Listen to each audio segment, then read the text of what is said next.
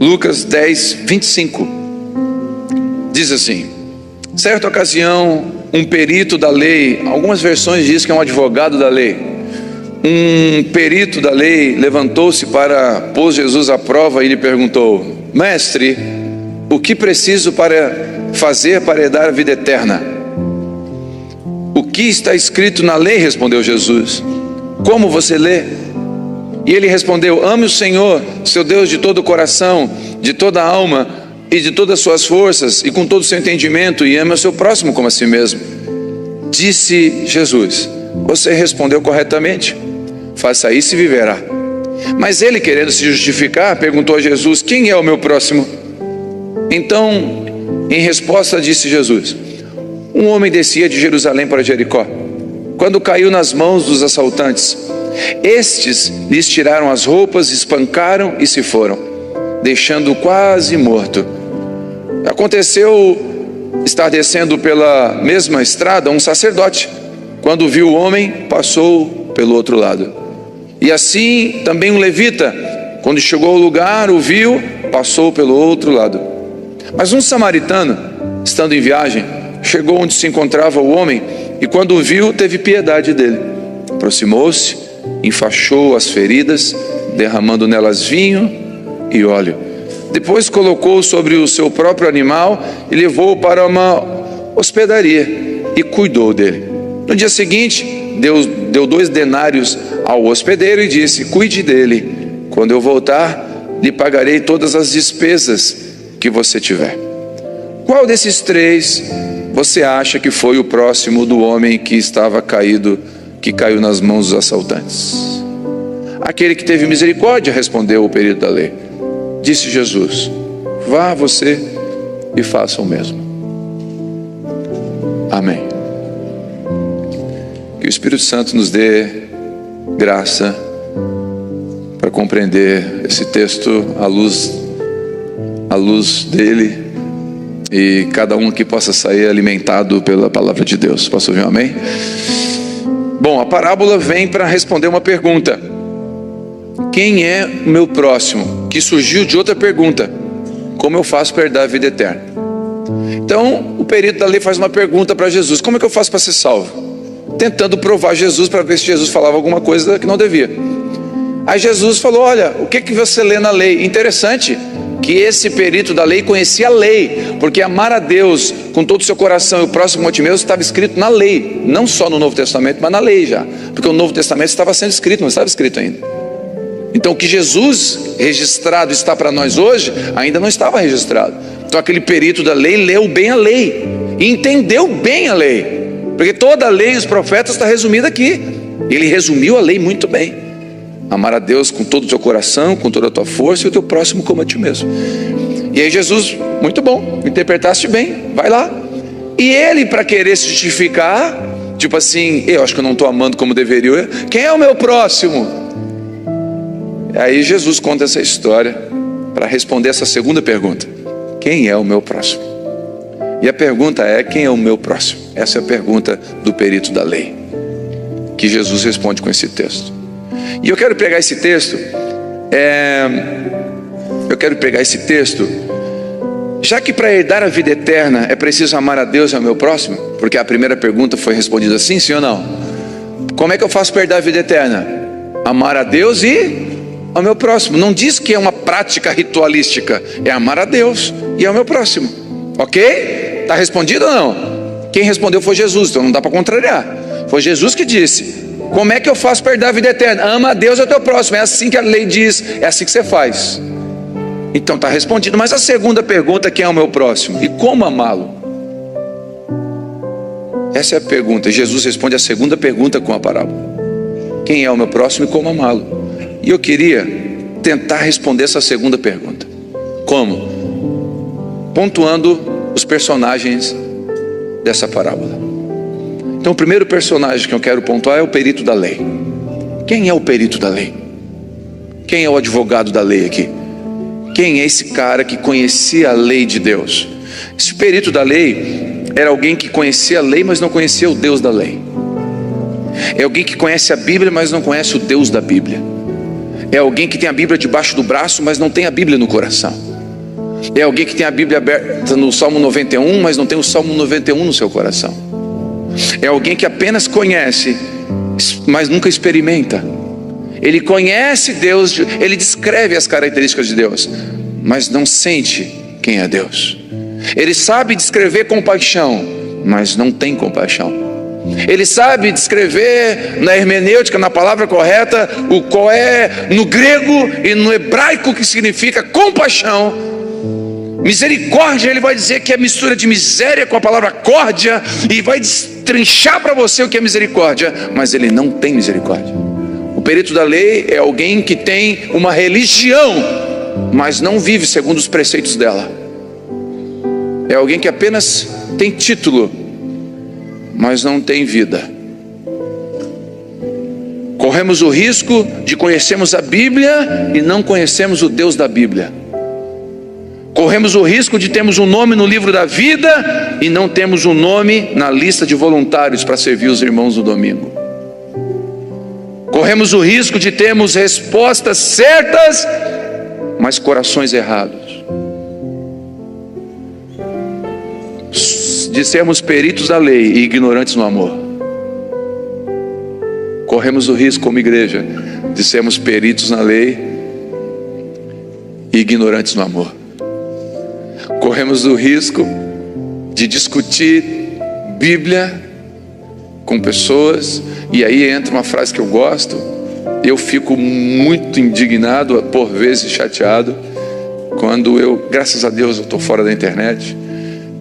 Vou lá especialmente para algum propósito, mas quando eu vejo teólogos na internet discutindo se o profeta Mirim, King of the Power, pode pregar ou não pode pregar, e a igreja se briga por causa desse menino, e aí a minha tristeza é ver que tem gente passando fome, precisando de pão, a gente tem a receita na mão e está discutindo como fazer. Tem gente precisando de água, a gente tem o endereço da fonte, mas a gente tem que fazer um curso 7 passos para como chegar na fonte. Ontem um homem entrou na água ali com seu filho, o filho veio se batizar, o adolescente, e ele entrou sem camisa do batismo, entrou de calça jeans, entrou junto. Eu falei: você veio para acompanhar o seu filho? Vim acompanhá-lo. Mas você vai se batizar? Não vou batizar, eu vim só acompanhar ele. Você já é batizado? Não. E ele ficou olhando para mim, o olho encheu de lágrima. Eu falei: mas você não vai se batizar por quê? Beicinho já... Não sei. Eu falei: mas você sabe o que ele está fazendo? Mais ou menos. Então ele está entregando a vida para Cristo. Ele está dizendo que a partir de hoje ele é um discípulo de Jesus. Se alguém perguntar para ele agora se ele é católico ou evangélico, ele vai dizer que nenhum dos dois. Ele vai dizer que é um discípulo de Jesus agora. Ele é um seguidor de Jesus. E o senhor também pode. Posso? Se você crê que Jesus Cristo é o Filho de Deus e que quiser ser um discípulo dele, ele te aceita a partir de hoje. Ele falou: eu aceito. Não é filho? Não é filho? É o filho, claro, pai. A esposa aqui fora já se ajoelhou num choreiro, porque nem imaginava. Só que talvez se eu fosse perito da lei e não entendesse o que o Espírito Santo estava fazendo, eu ia dizer: tá, só um pouquinho, sai fora, pega a camisa, porque o senhor não está com a camisa do batismo, e nós temos um cursinho de 7 passos para o batismo, então você tem que fazer os 7 passos. E esse homem talvez saía da água e nunca mais voltava, porque o perito da lei conhece a lei, mas não tem o coração do Deus da lei. Corremos o risco de conhecermos o estatuto da nossa igreja e não sabemos o nome do irmão que se levantou no apelo da tentativa de suicídio. E aqui eu quero chamar a atenção da igreja, carinhosamente. Às vezes eu faço apelos aqui. Você que tentou tirar sua vida ou está pensando em tirar sua vida, fica de pé, eu venho aqui na frente e a gente ora. E aí eu, como irmão em Cristo, como que eu vejo alguém se levantar do meu lado? Ele se levantou do meu lado. O apelo foi que você tentou tirar a sua vida. Levantou alguém do meu lado que tentou tirar a vida. E como que eu não levanto, dou um beijo, um abraço, pergunto o nome dessa pessoa? Como que alguém entra nessa igreja, levanta num apelo e o irmão que se diz irmão não pergunta o nome e diz pelo menos assim: eu vou orar por você a partir de hoje. Como? Corremos o risco de perito da lei de enxergar o erro na frase do versículo bíblico escrito no folheto, mas não enxergamos o irmão depressivo do lado. Corremos o risco de ser o perito da lei.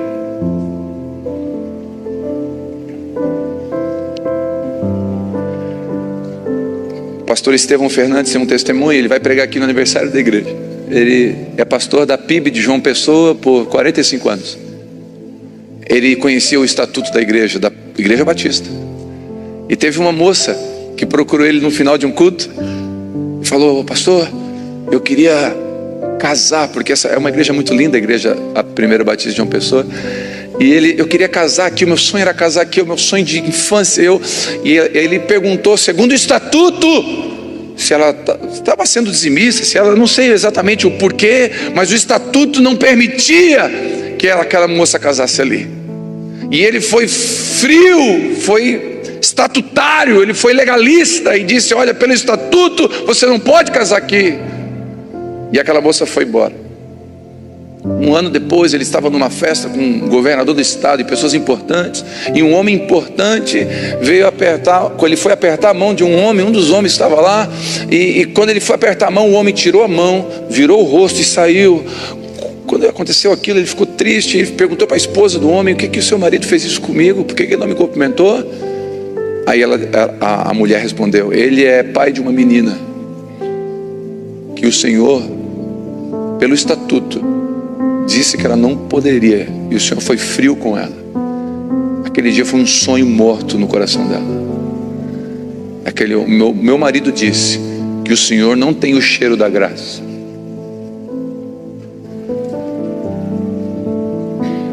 Tem o cheiro da lei, mas não tem o cheiro da graça. Aí ele ficou com aquilo, né? Não tem o cheiro da graça. Passou um mês, ele foi fazer um culto fúnebre lá no cemitério, e tem as capelas, certo? E ele estava fazendo um culto fúnebre. E aí chegou um grupo de católicos que estavam fazendo também um culto fúnebre. Só que o diácono da igreja católica não faltou, não veio, e eles queriam alguém para encomendar o corpo, que é dentro da cultura católica. Só que ele é um pastor batista, e no estatuto diz que um pastor batista não encomenda corpo.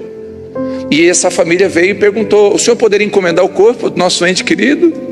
E na hora o estatuto, o perito da lei, veio para fora, e ele pensou: o estatuto diz que não, mas o Espírito Santo soprou no coração dele, cheiro da graça. E ele falou: vou lá, pode deixar que eu vou lá. Foi lá, diz ele que encomendou. Ele não sabe se deu certo a encomenda, porque ele não sabia como fazer, ele fez do jeito dele.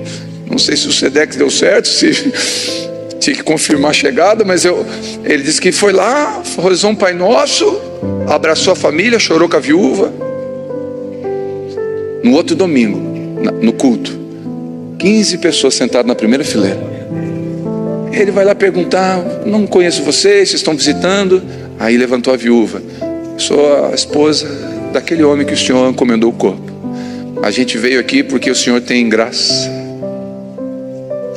A gente viu graça. Tem o cheiro da graça. Bom, depois do perito da lei, nós temos mais dois personagens que eu botei num só: o levita e o sacerdote. Levita e sacerdote, é interessante que não é pecado ser, né? Sacerdote ou levita. Não é pecado você ser um ministro do evangelho, um músico, alguém que serve na igreja, alguém que tem um cargo. Por favor, não tem nada de errado, mas não podemos fazer coisas sem o coração daquele que nos confiou, que nos chamou. Se eu sou um sacerdote de Deus, um levita de Deus, eu não posso não ter o coração de Deus naquilo que Deus me chamou. E esse pastor Estevão também conta algo interessante. Ele falou que ele saiu de um culto, ele pregou 4 cultos. Hoje eu vou pregar 4. Ele pregou 4 cultos naquele domingo e saiu. Quando ele saiu de carro, na estrada, no caminho para a casa dele, tinha uma mulher caída na beira da estrada, de moto, ou estava caída. E ele passou, e quando ele passou, ele pensou: Jesus, alguém vai cuidar dela, essa pessoa, porque eu estou cansado, eu preguei 4 cultos, eu preciso ir para casa, e alguém vai cuidar dela. E o Espírito Santo: você acabou de pregar sobre misericórdia, você acabou de pregar do meu amor, como que você não vai voltar?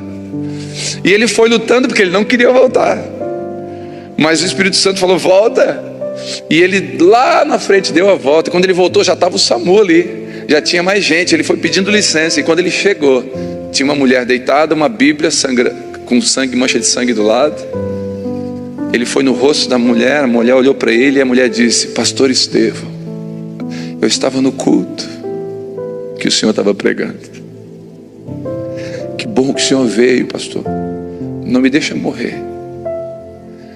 E ele, na hora, ele falou: Deus, obrigado. Ele ligou para o hospital, conheceu o diretor do hospital, encaminhou essa menina, ele ajudou a salvar essa moça.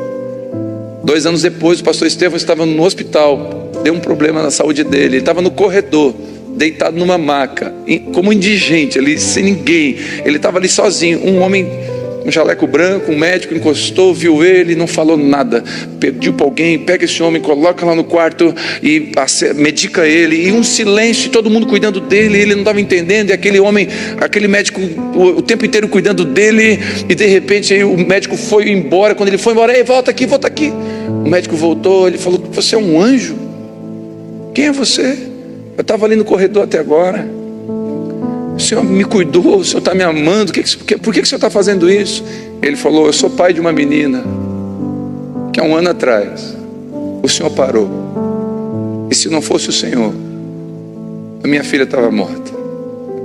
Eu só queria agradecer. Eu nunca fui na igreja, mas eu não podia perder a oportunidade de abençoar o senhor. Cheiro da graça. O samaritano, o levita, o sacerdote que para. Erramos quando os títulos valem mais do que o que fazemos. Erramos quando as posições importam mais do que os corações. É interessante, um dia eu estava aqui, termina o culto daqui. Hoje eu fico aqui até o final. Teve um dia que eu fiquei até 1h30 aqui. Minha esposa almoçou, minha família almoçou, mandando mensagem para mim, mas eu fiquei aqui atendendo todas as pessoas até o finalzinho. O pessoal dos boas-vindas ficam comigo até o final, fecha a porta comigo. E aquele dia eu saí, todo mundo foi embora, a igreja foi embora. Era um culto como esse. Você foi embora. E lá na frente tinha uma mulher com um filhinho de colo, de 3 aninhos, 2 aninhos. E eu parei o carro, o último a sair. Eu perguntei: o que você está fazendo aqui no sol? Eu estou esperando o Uber, mas o Uber não responde, não vem. Você está pedindo Uber há quanto tempo? Há 40 minutos. Quantas pessoas passaram aqui e perguntaram se você precisava de carona? Ela falou: ninguém. A gente não pode sair daqui e passar por alguém e não perguntar pelo menos se quer carona. Talvez você nem vai dar carona, mas você vai achar alguém para dar carona. Talvez você não pode, porque você vai para outro lugar. Eu não sei, talvez você é um homem sozinho. Não sei, mas pelo menos parar e perguntar. Aí eu olhei: meu Deus, onde é que você mora? Eu moro aqui a 2 quilômetros, 3 quilômetros, só que eu não posso ir com meu filho, eu não consigo. Eu falei: entra no banco de trás. A mãe com o filho. Aí quando ela entra no carro, ela começa a dizer... Eu perguntei, né? Pastor, meu irmão, tem gente que não conversa comigo se não quiser abrir a sua vida. Porque uma das coisas que o pastor faz é caçar a vida da pessoa. A gente quer saber tudo. A Vivi fala: morto é muito invasivo. Não, mas eu sou pastor. Pastor é invasivo. Eu encosto do lado de alguém e pergunto: como é que você está? Tá casado? Você está bem no seu casamento? É coisa de pastor. É igual o médico é igual dentista. O dentista, quando está conversando contigo, ele está olhando para o teu dente. Esse dia eu estava conversando com um psiquiatra. Que coisa horrível conversar com um psiquiatra. Porque ele está te olhando assim, serinho, me olhando serinho. Eu falei, meu Deus, o que ele está pensando? É ruim. E conversar com o pastor é a mesma coisa. E eu comecei a perguntar, meu marido me deixou faz um mês por outra mulher, pastor. Estou sozinha. E as contas? Pastor, não tem jeito, vou perguntar as contas, como é que está as contas? Não tem como não perguntar como estão as contas. A energia vai cortar? Não vai cortar, chama o social, nós vamos pagar essa energia. Porque eu não posso. Você não pode. Porque esse trabalho não é do pastor da igreja, é dos irmãos.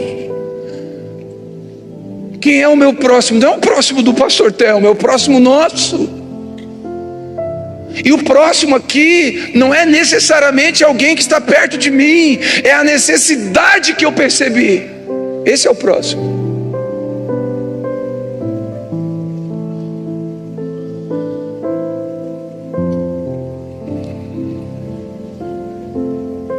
Perdemos quando ganhamos em visibilidade e perdemos em sensibilidade. Somos verificados no Instagram e não verificados mais no céu. Quando o microfone, o tom e o ministério nos roubam a paixão, a simplicidade e o desejo de servir. Vou repetir. Quando o microfone, o dom e o ministério nos roubam a paixão, a simplicidade e o desejo de servir. O terceiro personagem é o caído. Quem é o caído? O caído é simples. Talvez o caído está aqui essa manhã. Talvez alguém aqui vai se identificar com o caído.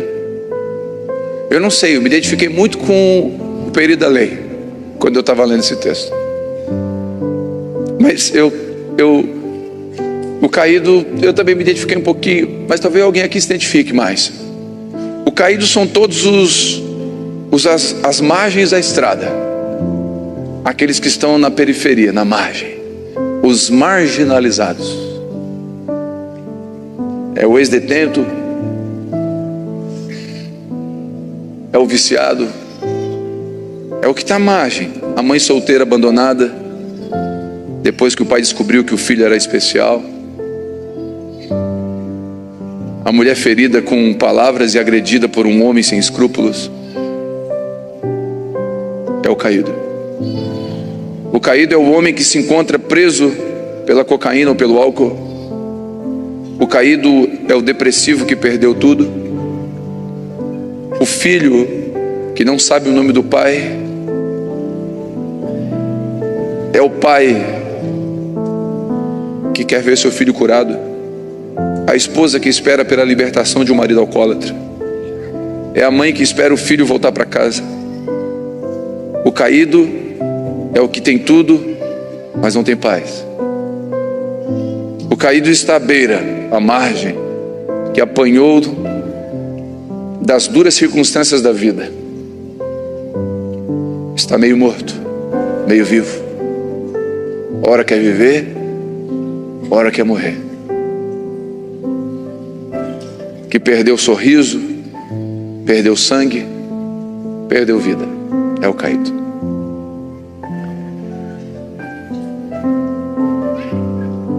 O bom samaritano, o quarto personagem é o bom samaritano.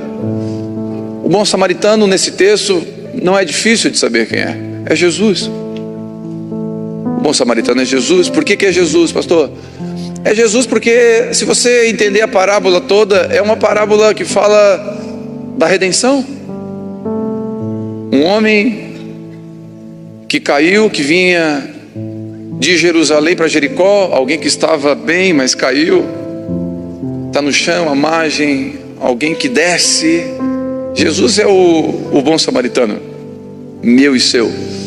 É aquele que nos enxerga, nos cuida, nos ama, morreu por nós. A religião não para, o levita não para, mas Jesus para. O pastor não me enxerga, mas o bom pastor nos enxerga. O bom samaritano é Jesus. É Jesus que para por nós, que desceu por nós, que morreu por nós, que apanhou por nós e que em breve voltará. Porque ele diz, ele encosta na hotelaria e fala: tá aqui, ó, cuida desse cara, tá aqui o dinheiro. Ele mete a mão no bolso, tira um cheque e fala: tá pago. Quem aqui tá pago com a dívida? Tá pago a dívida. Esse Jesus que paga a dívida e fala: tá pago. E aí ele fala: quem é a hotelaria? A hotelaria é a igreja. A hotelaria é a comunidade de fé, aonde ele pega as pessoas lá fora e traz para cá e fala: ó, Telmo, essas pessoas que eu achei perdido por aí, tá aqui, ó, cuida dela agora. Tá, mas como é que eu cuido? Quem vai pagar a conta? Tá aqui o cheque, a conta tá paga. E quando eu voltar, e quando eu voltar, e quando eu voltar, e quando eu voltar, eu vou pagar o que você gastou a mais.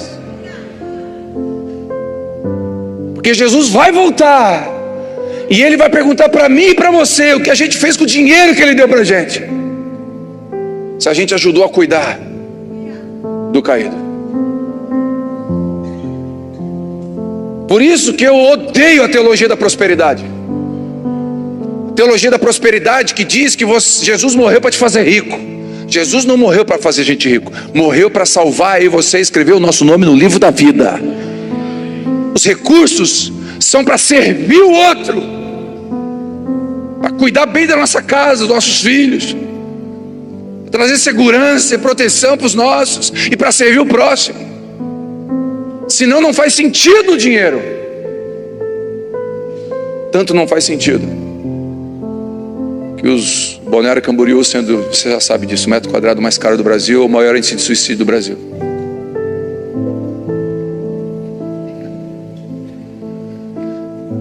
Jesus é o bom samaritano, e ele coloca as pessoas caídas na igreja, na hotelaria, e fala. Por isso que eu digo, essa igreja aqui, escute essa igreja, se você congrega aqui, escute isso. Enquanto a gente cuidar do órfão, do pobre, da viúva, do estrangeiro, do perdido, do depressivo, o marginalizado, enquanto a gente cuidar deles, nunca vai faltar dinheiro nessa comunidade. Nunca vai faltar, nunca vai faltar.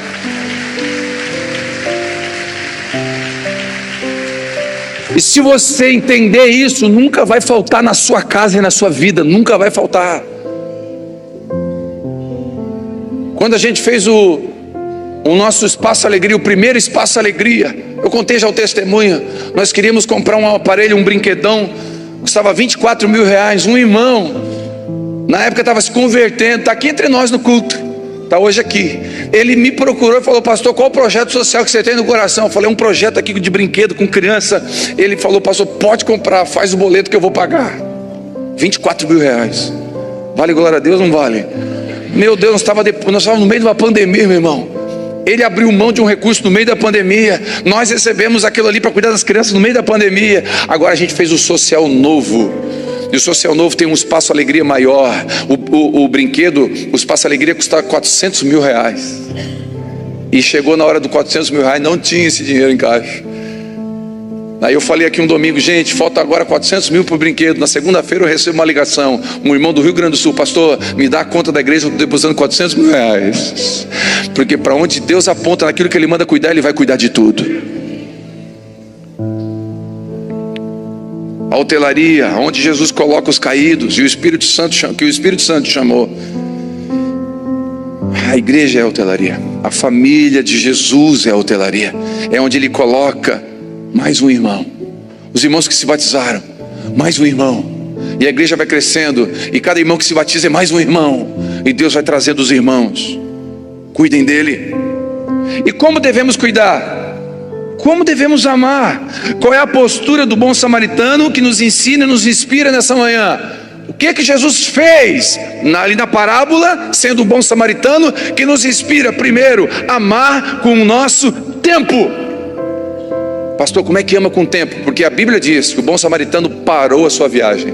Meu irmão, tem que amar muito para parar a nossa correria do dia a dia, para tirar 1 a 2 horas da semana, aonde tempo é dinheiro, para você olhar nos olhos de uma pessoa, e a pessoa por 1 hora falar das suas dores.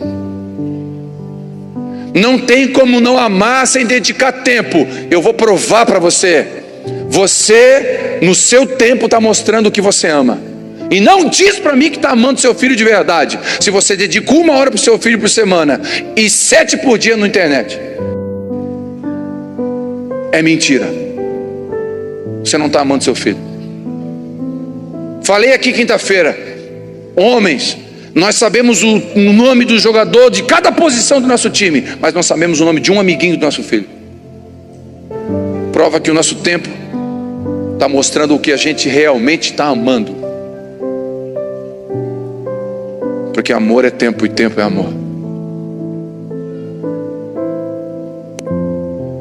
Perceber o outro, parar pelo outro. A Thaís tem um testemunho lindo, Thaís do Juliandro. Ela estava num culto de mulheres aqui. Ela estava aqui, o culto estava terminando. Olha que coisa linda. Olha como é bom ouvir o Espírito Santo. Eu te abençoo com os ouvidos sensíveis para ouvir o Espírito Santo. Ela estava aqui, ela ouviu o Espírito Santo falou, vai lá para trás. Não, o culto estava terminando, a Bíblia estava pregando. Estava terminando com o de mulheres. Ela levanta e vai lá para trás. A única coisa que ela ouviu foi isso, vai lá para trás. Ela chegou lá atrás e falou, Jesus, o Senhor mandou vir para cá, não sei mais o que fazer. Bem assim ela falou. Aí Jesus falou, olha para a direita, lá perto do bebedouro. E tinha um bebedouro lá atrás, antigamente aqui dentro. E lá perto do bebedouro tinha, isolada, uma mulher sentada no culto, assistindo o culto. O Espírito Santo, vai lá falar com ela. Ela foi lá e falou, olha, tudo bem, botou a mão nas costas dela. Quando ela botou a mão nas costas dela, molhada. E ela falou, você está molhada? É que eu vim de moto, estava chovendo.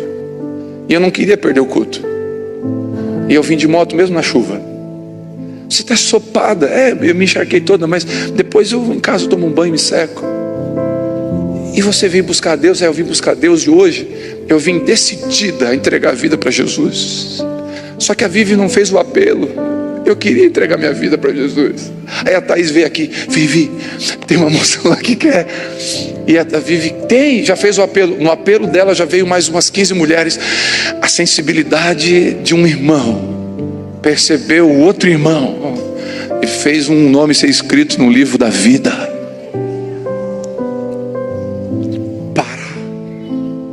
Ela parou o lugar de receptor e foi ser uma doadora.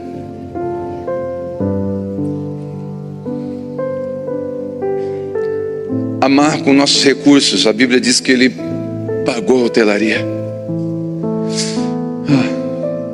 Essa família que ganhou essa casa está sendo amada por você, por mim.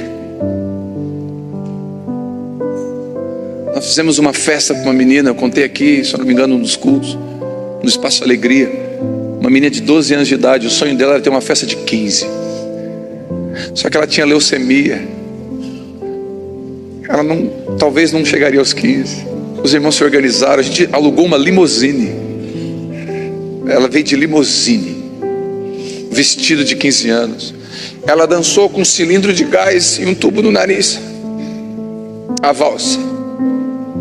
Morreu 7 dias depois. Mas o recurso do bom samaritano é para isso. É para realizar sonhos de uma criança e apresentar Deus através desse sonho, através do simples, do verdadeiro. O nosso dízimo e oferta alcançam onde nossos braços não chegam. Amar com os nossos ouvidos, ouvir o outro, ouvir os medos, os traumas, as dores do nosso irmão é aliviar o peso e o fardo dele. 1 Pedro 4,8 vai dizer, acima de tudo, amem uns aos outros, sinceramente, pois o amor cobre multidão de pecado. Abram a sua casa de bom grado para os que necessitam de um lugar para se hospedar. Quando saímos da igreja, nós não podemos passar e ver sem se importar uma mulher com os seus filhos esperando um Uber.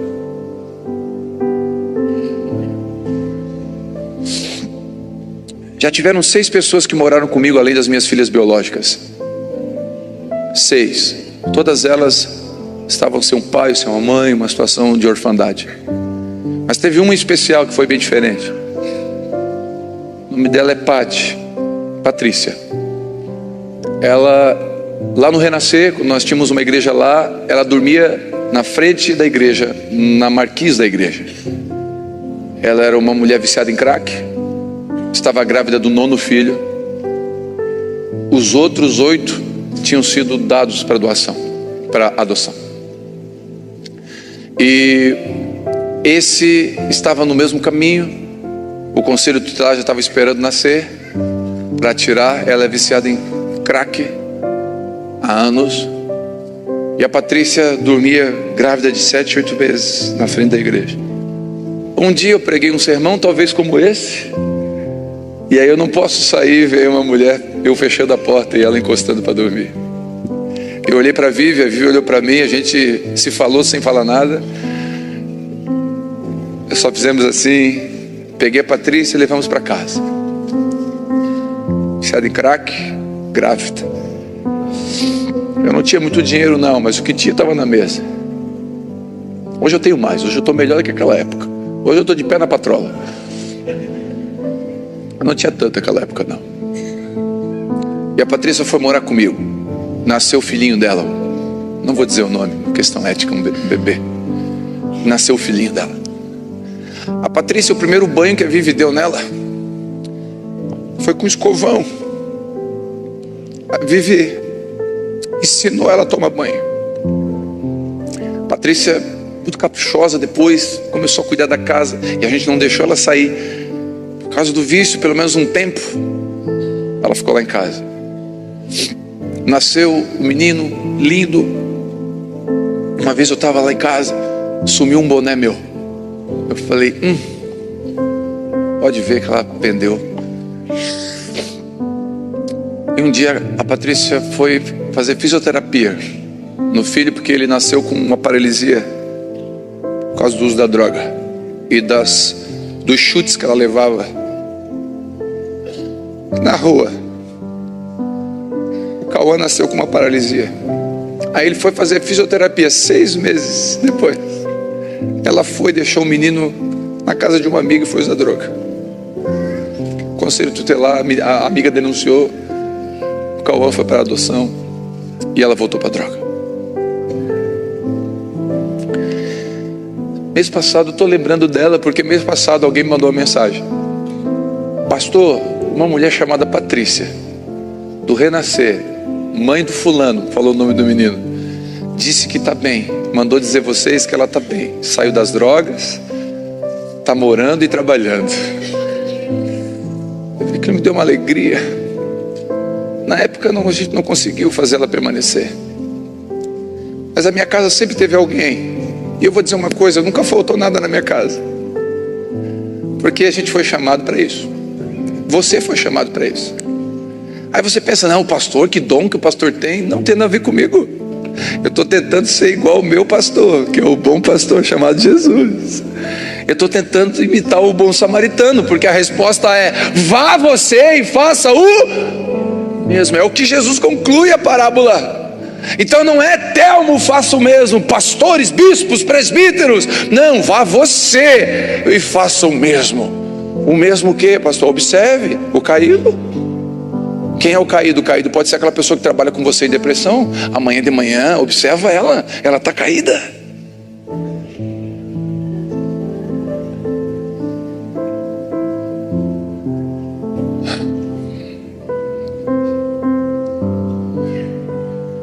Amar com seus talentos, derramou óleo e vinho. 1 Pedro 4,10, servir uns aos outros de acordo com o dom que você recebeu, como bons administradores da multiforme graça. Qual é o seu talento? Onde você joga melhor? Qual é a sua posição que você joga bem?